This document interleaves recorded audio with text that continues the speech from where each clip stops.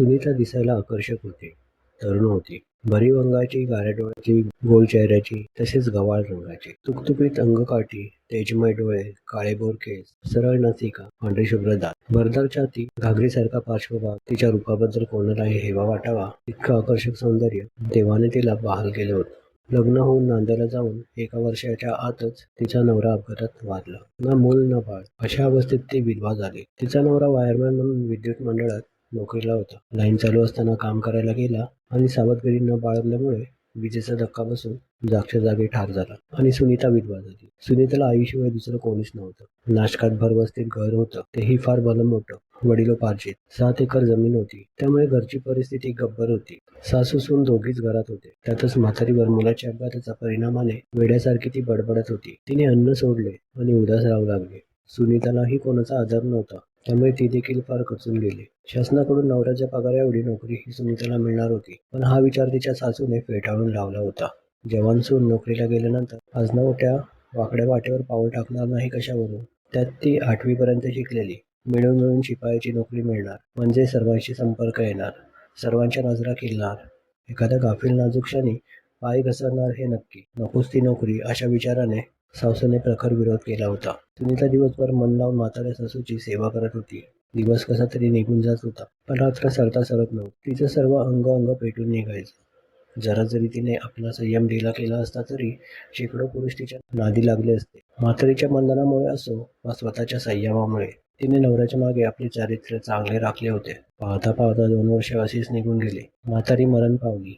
म्हातारी जिवंत असेपर्यंत तिला करमत असे, पण म्हातारी गेल्यानंतर मात्र तिला एवढं मोठं घर खायला उठू लागलं. शेवटी तिने कॉलेजमध्ये शिकणाऱ्या मुलांना वरचा मजला भाड्याने देऊन टाकला. एक दिवस ती नेहमीप्रमाणे आंघोळ करत होती, त्यावेळी तिला कसलं तरी भास झालं. पावलाचा आवाज जवळ येऊन ठेपला होता. दाराच्या फटीतून कोणीतरी चोरून पाहतंय हे तिने जाणलं. उठून बघावं तरी अडचण, न बघावं तरी संकोच. आपल्या भाडेकरूंपैकी एखाद्याचा हा चावटपणा असावा. ती मोठ्याने बडबडणार होती, पण काय वाटले कुणास ठाऊक, ती गप्पच राहिली. अंगावर कपडे चढू लागली. पावलं माघारी वळल्या. आवाज तिच्या कानी टिपला होता. कोण असावा तो? तिच्या हृदयाची धडपड वाढली. पुरुष सहवासाच्या नुसत्या कल्पनेने तिच्या आकर्षक अंगावर रोमांच उभे राहिले. ओल्या अंगावर काटा फुलला. पण ती गुमनाम व्यक्ती कोण असावी याचं कोडं तिला उलगडलं नव्हतं. गेले 8-10 दिवस हे असंच घडत होतं.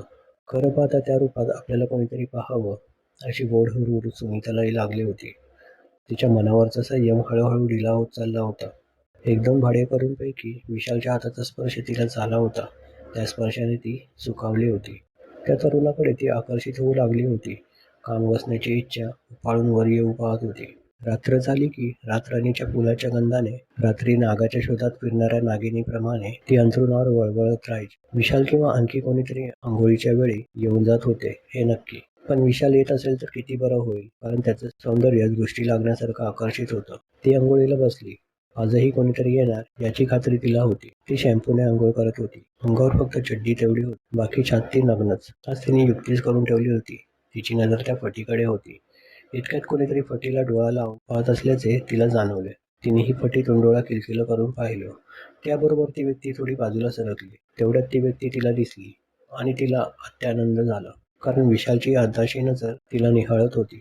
पाण्याचा तांब्या अंगावर ओतू लागली. तिची छाती तिच्या हालचालीबरोबर डुलत होती. शॅम्पूचा मंद वास सर्वत्र पसरला होता.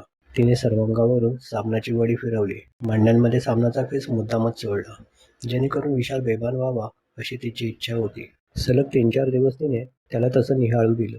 ती मुद्दाम नग्न होऊन आंघोळ करत होती. भरदार छाती आणि योनी त्याला दिसेल अशी बसत होती. विशालची झोप उडली असणार हे तिने ओळखलं होतं. तिला तेच हवं होतं. त्या दिवशी रविवार होता. इतर सर्वजण कुठेतरी बाहेर गेले होते, पण विशाल चाटवल्यामुळे कुठे गेला नव्हता. दुपारची वेळेस सर्वत्र सामसूम झालेलं. ती आपल्या पलंगावर पडून होती. नजर मात्र बाहेरच्या चावडीकडे लागलेली. हीच वेळ तिने साधायचं ठरवलं. आई ग, अशी जोरात कळवळली. आपण खरोखरच पडलोय असं ती दाखवत होती. तिच्या विव्हाळण्याचे नाटक चालू होते. त्या तिच्या विव्हाळण्याने विशाल प्रथम घाबरला. तिच्या चावलीकडे तो लक्ष लावून बसला होता. पुन्हा तिच्या कणण्याचा आवाज येताच धावतच तो तिच्या खोलीत आला. त्याने दाराला हात लावताच ते उघडले गेले होते. काय झालं, काय झालं? तिच्याजवळ घाईने येत त्याने विचारले. सुनीताने डोळे मिटून घेतले होते. ती विहाळत म्हणाली, पाय लचकला. आई ग, आई ग, काय करू? डॉक्टरला बोलवू का? त्याने विचारले. नको नको, मला उचल, मला पलंगावर नेऊन ठेव. तो मात्र गडबडला. बाईची जात, हात कसा लावायचा? पण तरीही तो पुढे चाला. त्याने तिचा दंड पकडला. तिने डोळे उघडून त्याच्याकडे पाहिले. उचल ना, तिने अशा काही घायाळ स्वरात म्हटले की त्याचे हात ढिले पडले. तो खूप गोंधळला होता. अरे काय करतोयस? मला उचल ना, पलंगावर झोपव. ती असं म्हणताच तो डोळे झाकून खाली वाकला. तिला उचलण्याचा प्रयत्न करू लागला. डोळे बंद असल्याने आपण हात कुठे घालतोय हे त्याला कळत नव्हतं, परंतु आपल्या शरीरातून काहीतरी उष्ण लाटेसारखे सळसळत गेल्याचे त्याला जाणवले. तिनेही त्याच्या दंडात बोटे रुतवून ठेवली होती. नंतर त्याच्या गळ्यात दोन्ही हात टाकून त्याला घट्ट आवळून ठेवले. त्याच्या स्पर्शाने तिच्या अंगात काटे फुलत गेले. बऱ्याच वर्षांनी असा पुरुषी स्पर्श तिला अनुभवायला मिळाला होता. त्याने तिला कसेबसे पलंगावर आणून ठेवले. तिच्याकडे बघितले तर तिचा चेहरा आरक्त झालेला, साडीचा पदर सरकला होता, छातीची फट दिसत होती आणि तिची भरगच्च छाती धडधड करत हलत होती. मी डॉक्टर बोलू का? त्याने विचारलं. नको नको, जरा माझा पाय दाबून दे. पाय लचकला आहे, होईल नीट. तो पाय दाबू लागला. तिच्या पायावर हात ठेवताच त्याचं सर्वांग तापून गेलं. अरे दाब ना, ती घायाळ होऊन म्हणाली. हा हा दाबतो, असं म्हणत तिने पाय सरळ सोडले. तो पाय दाबू लागताच थोडं वर, असं म्हणत तिने पायावरची साडी वरवर ओढून घ्यायला सुरुवात केली. तिच्या मांड्या उघड्या पडू लागल्या. ते दृश्य बघताच त्याचे डोळे धुंद झाले. तिने चांगलाच डाव साधला होता. तिला त्याचा स्पर्श सहन झाला नाही. त्याचे तोंड हाताच्या उधळीत धरून तिने पटापट त्याच्या गळ्याची चुंबने घेतली. तोही तिच्या शरीरासाठी आपापलेला होताच. त्याची बोटं तिच्या नाजूक आकर्षक देहावरून सरासर फिरू लागली. असं स्त्रीसुख तोही प्रथमच अनुभवत होता. कमेकाचे कपडे दूर करत गच्च मिठीत आले. त्याचा हात तिच्या छातीवरून खाली योनीपर्यंत पोहोचला आणि तिची प्रणयजोत भडकू लागली. तीही त्याच्या लिंगापासून त्याच्या छातीपर्यंत मुठी घेत त्याच्या आलिंगनात मदभूत झाली. अगदी प्रेमाच्या लाटा बाहेर पडेपर्यंत सुनीताने त्याला हवे ते करू दिले होते आणि कित्येक वर्ष उपाशी असलेल्या आपल्या देहरूपी योनीला सुखाने न्हावू दिलं. दोघेही तपून गेल्यावर एकामेकापासून दूर झाले. तिने आपल्या प्रेम यौवनाचं त्याला वेड लावलं. रात्र झाले की ठराविक संकेताप्रमाणे तो येऊ लागला. तिला सुख देऊन जाऊ लागला. प्रेम प्रेम म्हणजे काय असते हेच तिने त्याला पटवून दिले होते. तो तिच्यासाठी पागल झाला होता. सवड असूनही गावाकडे जात नव्हता. त्याला इतर कुठली स्त्री आकर्षक दिसत नव्हती, तर सुनीता एवढी दिसत होती. दोघांचा प्रणय हवा तेवढा बहरत होता. पण सुनीताची थोडी चूक झाली होती. ती चूक लक्षात येताच ती चमकली. हे देवा, हे कसं झालं? स्वतःशीच फुटली. दोन्ही हातात त्याचं तोंड धरून ती त्याला गोड बातमी सांगत होती. विशाल, मी तुझ्या बाळाची आई होणार आहे. ती असं म्हणतात विशाल ताडकन उडला. तिच्यापासून बाजूला झाला. तो घाबरला, दचकला. आंधळ्या खेळात प्रेमाची कोशिंबीर होईल असे त्याला वाटलंच नव्हतं. त्याला रडूच कोसळलं. तीही घाबरली होती, पण त्याला धीर देत होती. सुनीताने विचारलं, तुला काही हरकत नसेल तर आपण लग्न करू. तू माझ्याशी लग्न करशील का? तुझं वय माझ्या वयाचं काय? मग काय फरक पडतो? हे कुटुंब आणि ही संपत्ती तुझी आहे. मी तुझी काळजी घेईन. मी तुझं शिक्षण पूर्ण करीन आणि तुला काम करावे लागणार नाही. तिने हे त्याला पटवून दिलं होतं. दोघांचा विचारविनिमय होऊ लागला. लग्नाची तारीख ठरली. ते कुठे करायचं तेही ठरलं. रजिस्टर लग्नासाठी लागणाऱ्या कागदपत्रांची पूर्तता त्यांनी आधीच करून ठेवली होती. अखेर ते कोर्टात मॅरेज करून मोकळे झाले. ती दोघे घरी आली. ही गोष्ट जेव्हा समाजाला समजली तेव्हा समाजात एकच कळबळ माजली. परंतु समाजाची पर्वा होतीच कुणाला?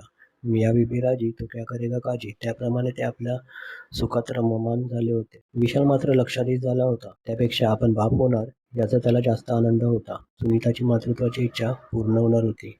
आपल्या प्रौढ आकर्षक प्रियसी बरोबर विशाल सुखात नांदत होता. मित्र-मैत्रिणींनो, तुम्हाला कशी वाटली ही गोष्ट कमेंट करून सांगा. अशाच गोष्टींसाठी मराठी प्रेमस्पर्श चॅनलला लाईक आणि सबस्क्राईब करा. खाली उजव्या बाजूला अशीच एक गोष्ट आहे. बॉसने घेतला मजबुरीचा फायदा, बघायला विसरू नका. त्यावर क्लिक करा आणि गोष्टीचा आनंद घ्या. तसंच डाव्या बाजूला शेजारची प्रिया ही गोष्ट बघायला विसरू नका. त्यावर क्लिक करा आणि त्या गोष्टीचाही आनंद घ्या. पुन्हा भेटूया अशाच एका नवीन गोष्टीसोबत मराठी प्रेमस्पर्श चॅनलवर. Thanks for watching.